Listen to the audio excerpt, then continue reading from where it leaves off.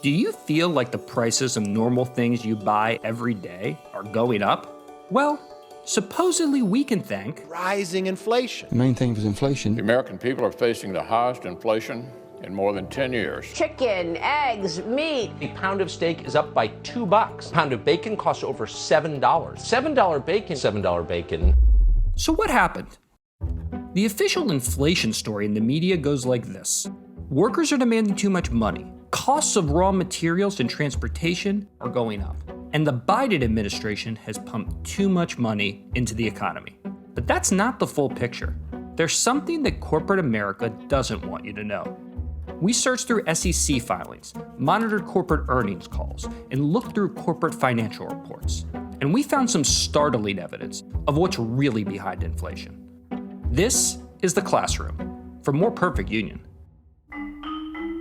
Here's a clip from one of the people who has control over prices, John Katsamatidis, president of Gristedes and D'Agostino supermarkets. He's also a real estate and oil CEO.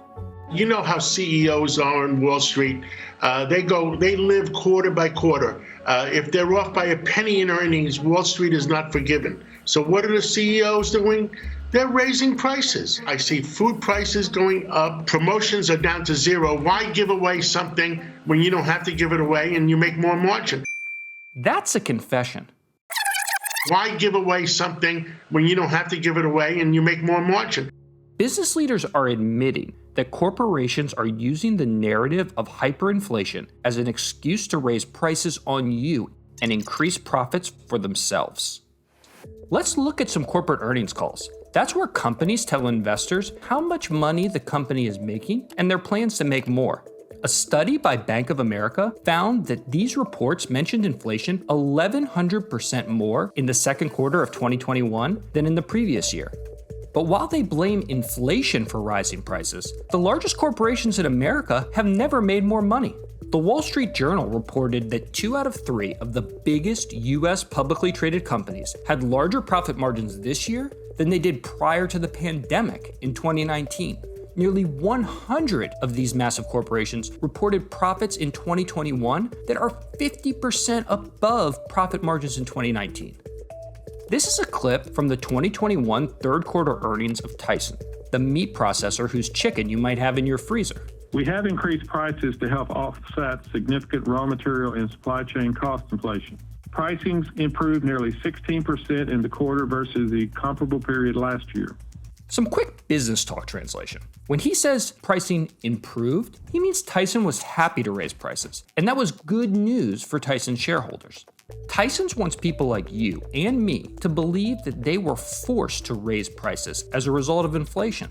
But the company is making almost double what it made the year before. Inflation gave them the excuse they needed to raise prices and reap record profits. Here's legendary investor Warren Buffett explaining that businesses are finding they can simply raise prices without it hurting their sales. It's very interesting. I mean, we're raising prices. People are raising prices to us. And it's being accepted. Here's Kellogg CEO Steve Cahillane, who made $11.6 million last year. If you look backwards and you see what we've done, we've been successful at driving pricing. The good news is elasticities have performed very well, so they've been lower than historically. Elasticity. That's how much a company can change a price and get away with it. People will still buy it. In the same call, Kellogg's announced, our gross profit dollars are up through the first 9 months of this year. Kellogg's isn't alone. Mondelez, the giant multinational food corporation that makes everything from Oreos, double stuff and not, to Hall's cough drops, to Philadelphia cream cheese, plans to raise prices by 7% in 2022, despite a record $1.08 billion in profits in the second quarter of 2021. That's double the profits of the year before. Corporations are seizing the opportunity to engage in massive profiteering because they can. They want to report higher profits to their investors so their stock prices go higher. They don't care, you have to pay more for your groceries. So as big companies raise prices, what are our politicians, corporate media, and CEOs blaming it on? Common sense social spending programs and labor rights, or anything that could strengthen our nation's working class. You pay people to stay home. You inflect more money into the economy from government. which only drives up inflation. Yeah, that's the most powerful Republican in the House, saying the reason we can't give people unemployment is because they'll put that money back into the economy. Some other conservatives were super close to getting it. Every month since Joe Biden took the oath of office, prices have risen faster than wages. The question is, are your wages rising as fast as your costs? Probably not. But Carlson and Barrasso don't call for higher wages. They immediately pivot to ripping on social spending programs like McCarthy. People are feeling the pain and the bite taken out of their wallet. Even without the specific yet raised taxes that the Democrats are proposing, the American people have already taken a pay cut. No government in the history of the world has ever spent more money than Joe Biden is spending right now. You know, people say we're going to raise the taxes only on corporations. I mean, that is dumber than dog doo-doo. I mean, corporations are just going to pass it on to the consumer. Corporations are just going to pass it on to the consumer. This strategy, hiding price increases and massive margins behind an economic term, isn't new.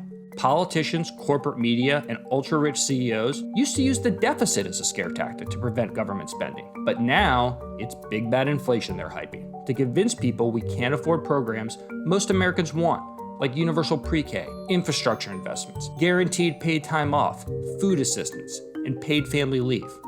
Inflation is real, but it's important to know who to blame.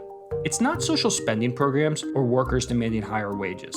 It's large corporations, through the politicians they control in Washington, D.C., and the pundits they fund on television, trying their hardest to keep their profits at whatever cost. Thank you for joining us in The Classroom, a series by More Perfect Union.